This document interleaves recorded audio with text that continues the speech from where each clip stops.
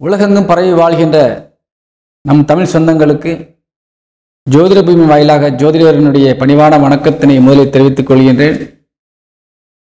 அருள்மிகு ஸ்ரீ வராகி அம்மனை வணங்கி இந்த தமிழ் புத்தாண்டு விசுவாவசு வருடம் நமக்கு எந்தெந்த வகையிலே அனைத்து ராசியினருக்கும் நல்ல பலன்களை அள்ளித்தரப்போகின்றது, எந்தெந்த வகையில் நமது நாட்டு மக்களுக்கு எந்தெந்த வகையிலே நல்ல பயன்கள் கிடைக்கப் போகின்றது, நம் நாடும் நம் நிலங்களும் நாம் வளர்க்கின்ற உயிர்களும் எந்த வகையிலே நமக்கு முன்னேற்றத்தை தர இருக்கின்றது, அல்லது ஏதாவது பாதிப்புகளுக்கு இடர்பாடுகளுக்கு இடையிலே சில சிக்கல்களுக்கு இடையிலே ஏதேனும் ஒரு வேதனை தருமா என்பதையெல்லாம் இப்பொழுது நாம் பார்க்க இருக்கின்றோம்.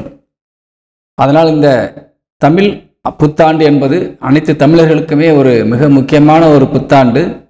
இந்த புத்தாண்டு தினத்திலே உங்கள் அனைவருக்கும் எனது இனிய புத்தாண்டு நல்வாழ்த்துக்களை எங்களது ஜோதிட பூமி சேனல் வாயிலாக உங்களுக்கு தெரிவிக்கின்றோம். அதேபோல் நமது ஜோதிட பூமி சேனலை நீங்கள் அனைவரும் பதிவு செய்து வைத்துக்கொள்ள வேண்டும். அனைத்து ராசி பலன்களும் தொடர்ந்து கொடுத்து கொண்டிருக்கின்றோம். வார ராசி பலன்கள் முக்கியமாக நீங்கள் அவ்வப்போது நீங்கள் அதை கவனித்து உங்கள் வாழ்க்கை நடைமுறைகளை பின்பற்றி வருவீர்கள் என்றால் நிச்சயமாக நன்மைகள் அதிகமாக கிடைக்கும். ஏனென்றால் துல்லியமாக கணித்து நாம் பலன் சொல்லி வருகின்றோம். அதனால் உங்களுக்கு நல்ல பலன் கிடைக்கும் என்பதை உறுதி செய்து இப்பொழுது நமது இந்த தமிழ் புத்தாண்டிற்கான நல்ல பலன்களை இப்பொழுது காணலாம். மீன ராசியை சேர்ந்தவர்களுக்கு இந்த தமிழ் புத்தாண்டினுடைய ராசி பலன்கள் நாம் காண இருக்கின்றோம். பொதுவாக நவகிரகங்களும் எப்பொழுதும் சுழற்சி நிலையிலே இருந்து கொண்டிருக்கும். அந்த சுழற்சியின் அடிப்படையிலே நாம் வார ராசி பலன்கள் கொடுத்து கொண்டிருக்கின்றோம். தொடர்ந்து நீங்கள் வார ராசி பலன்களை கவனித்து வந்தால் நமக்கு சாதகமான நேரங்களை பற்றி நாம் சொல்லும் பொழுது நீங்கள் அதை பயன்படுத்தி நீங்கள் ஏதாவது ஒரு முயற்சிகளை எடுத்து வெற்றி பெற வேண்டும். ஒரு சாதகமற்ற நிலையிலே நாம் குறிப்பிடும் பொழுது அந்த நேரங்களிலே முக்கியமான காரியங்களை நீங்கள் கொஞ்சம் ஒத்தி வைத்துக் கொள்ளலாம், அல்லது செல்கின்ற இடங்களுக்கு நீங்கள் தவிர்த்து கொள்ளலாம். இப்படி ஏதேனும் வகையிலே அதில் பாதிப்பு வந்தால்தான் நாம் எச்சரிக்கைப்படுத்துவோம். தேவையில்லாமல் உங்களை பயமுறுத்த வாய்ப்பே கிடையாது. ஜாதக கட்டத்திலே கிரகங்கள் என்ன சொல்லுகின்றதோ அதை மட்டும்தான் நாம் சொல்லிக் கொண்டிருக்கின்றோம்.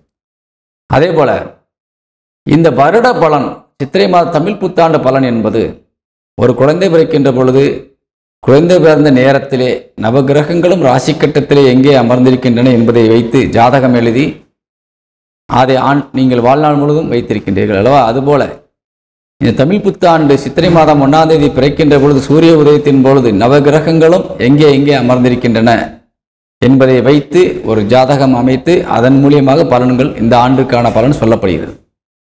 அப்படி பார்க்கின்ற பொழுது மீன ராசிக்கு இந்த ஆண்டு எந்த வகையில் நன்மை செய்யும், நாம் எப்பொழுது எச்சரிக்கையாக இருக்க வேண்டும் என்பதை கவனத்தில் கொள்ள வேண்டும். எந்தெந்த விஷயங்களிலே கவனம் தேவை என்பதை உணர்த்தி இருக்க வேண்டும். பொதுவாக இந்த மீன ராசிக்கு 12ஆம் இடம் வலிமை பெற்றிருக்கின்றது. சனி பகவான் 12ஆம் இடத்திலே ஆட்சி பலம் அடைந்த நிலையிலே இந்த ஆண்டு பிறந்திருக்கின்றது. பொதுவாக இந்த ஆண்டு சனி பகவானுடைய ஆண்டாகத்தான் விளங்குகின்றது. சூரியன் உச்சபலம் அடைந்திருக்கின்றது, சுக்கிரன் உச்சபலம் அடைந்திருக்கின்றது. இருப்பினும் இவர்களையெல்லாம் விட சனியினுடைய ஆதிக்கம்தான் மிகுந்து காணப்படுகின்றது. காரணம், சனியினுடைய பார்வை சூரியன் மீது படுகின்றது. சூரியன் உச்சபலம் அடைந்திருந்தாலும் சனிதான் சூரியனை பார்த்து கொண்டிருக்கின்றார் ஆட்சி பலம் அடைந்து. அப்படிப்பட்ட நிலையிலே சனியினுடைய ஆதிக்கம் இந்த தமிழ் புத்தாண்டிலே மிகுந்த ஒரு வலிமையாக காணப்படுவதால் சனி 12ஆம் இடத்திலே ஆட்சி பலம் அடைந்திருப்பதால் தனஸ்தானத்தை பார்ப்பதால் நீண்ட நாட்களாக வாராக்கடனாக இருந்த தொகைகள் எல்லாம் வசூலாகி உங்களது இல்லத்திற்கு வந்து சேர்ந்துவிடும். நீண்ட தூரங்களில் இருந்து நல்ல செய்திகள் வந்து உங்கள் குடும்பத்திற்கு உதவியாக ஒரு நற்பலன் தள்ளக்கூடிய விஷயமாக மாறிவிடும். அதே போல வெளிநாடுகளில் வாழ்கின்ற நம் தமிழ் உறவுகள், குடும்பத்தை விட்டு பிரிந்து வாழ்கின்ற உறவுகள் நிறைய சம்பாதித்து உங்கள் குடும்பத்திற்கு கொடுத்து உங்கள் வீட்டிலே மகிழ்ச்சியை நீங்கள் உண்டாக்கப் போகின்றீர்கள். சுப நிகழ்ச்சிகள் நடத்தப் போகின்றீர்கள். அதே போல உங்கள் ராசிநாதன் குரு பகவான் ஒரு சுபஸ்தானம் என்று சொல்லக்கூடிய சுக்கிரனுடைய வீட்டிலே அமர்ந்து ஒரு நல்ல நிலையிலே அமர்ந்திருக்கின்றார். 9ஆம் இடத்திற்கு பார்வையாக 7ஆம் பார்வையாக பார்க்கின்றார். 5ஆம் பார்வையாக உங்கள் ராசிக்கு 7ஆம் இடத்தை பார்க்கின்றார். 9ஆம் பார்வையாக உங்கள் ராசிக்கு லாபஸ்தானத்தை பார்க்கின்றார். இப்படி உங்கள் வாழ்க்கையிலே நீங்கள் வெற்றி பெறுவதற்கு தேவையான அத்தனை உதவிகளும் செய்யக்கூடியவராக குரு பகவான் அமர்ந்து பார்த்து கொண்டிருக்கின்றார். அதன் மூலியமாக நிறைய வருமானம், நிறைய தொழில் வாய்ப்பு, நிறைய சந்தர்ப்பங்கள் உங்களுக்கு முன்னேற்றத்திற்கான ஒரு வகையில ஏற்படுத்தி தரப்போகிறார். ஆனால் இந்த ஆண்டு மிகுந்த சிறப்பானதாக விளங்கப் போகின்றது. 2ஆம் வீட்டிலே சூரியன் உச்சபலம் அடைந்த நிலையில் இருக்கின்றார். 6க்குடையவன் சூரியன், கடனுக்கு அதிபதியாக விளங்கக்கூடிய ஒரு ருணஸ்தானாதிபதியாக விளங்கக்கூடிய சூரியன் உச்சபலம் அடைந்து 2ஆம் வீட்டிலே வந்து விட்டார். நீங்கள் கடன் வாங்கி ஏதேனும் தொழில் செய்பவராக இருந்தால் நிச்சயமாக அது நல்ல நிலையிலே வருமானம் தந்து உங்கள் குடும்பத்திற்கு உதவியாகவும் அது மாறிவிடும். கடன் வாங்கி ஏதேனும் அவதிப்பட்டு வந்தால் அந்த கடன்கள் எல்லாம் முழுமையாக அடைக்கப்பட்டுவிடும்.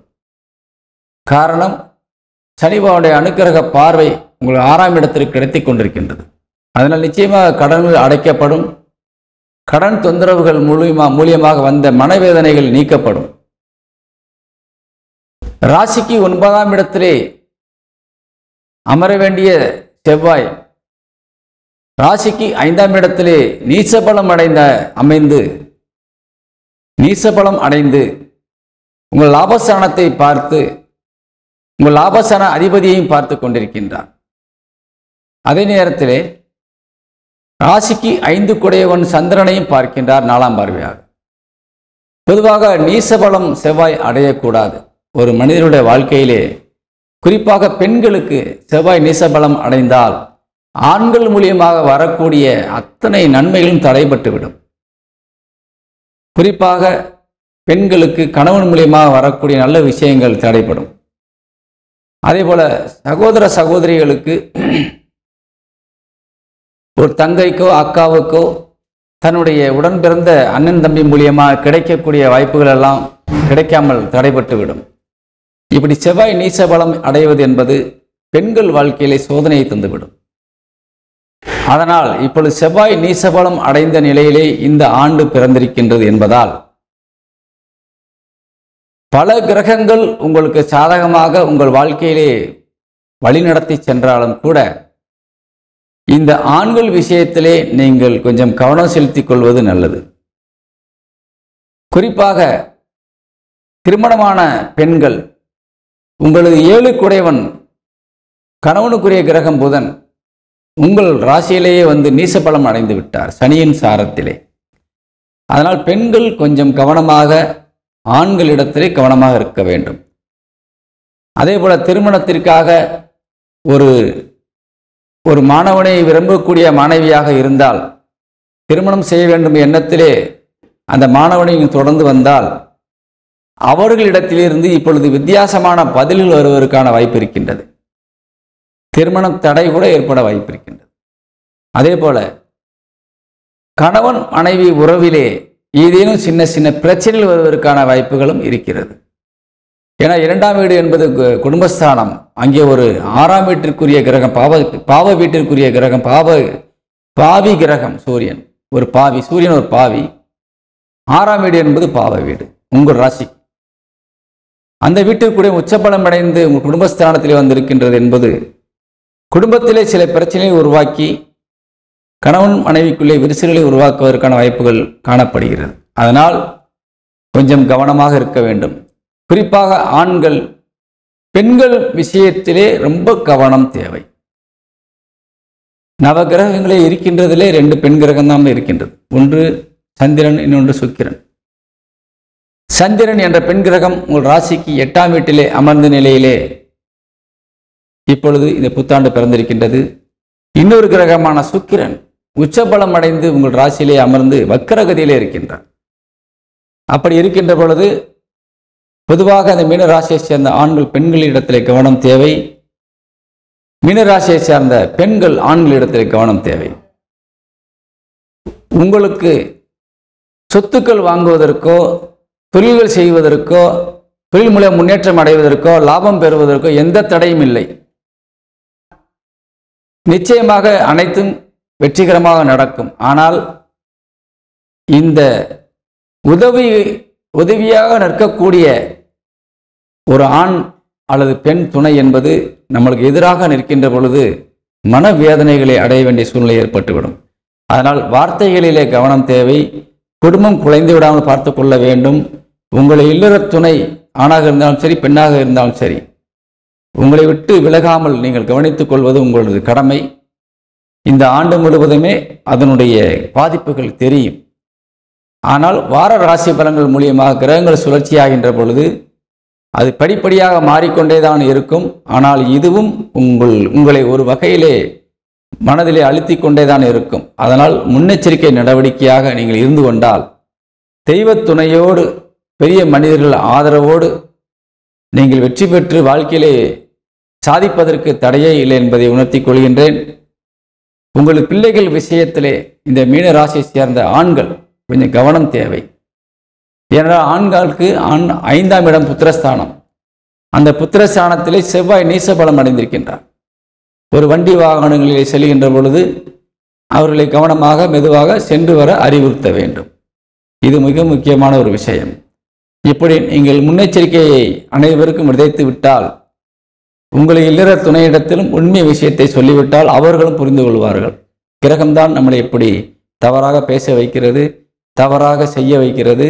குடும்பத்தை நாம் கலைத்து விடக்கூடாது, குடும்பம் முக்கியம் என்பதை அவர்கள் உணர்ந்து விட்டார்கள் என்றால் எந்த தீமையும் அண்டாது. எந்த தோஷத்திற்கும் பரிகாரம் இருக்கின்றது, எந்த நோய்க்கும் மருந்து இருக்கின்றது. அதனால் கவலை கொள்ள வேண்டாம், தெய்வம் உங்களை காக்கும் என்பதை கூறி விடைபெறுகின்றேன். வணக்கம்.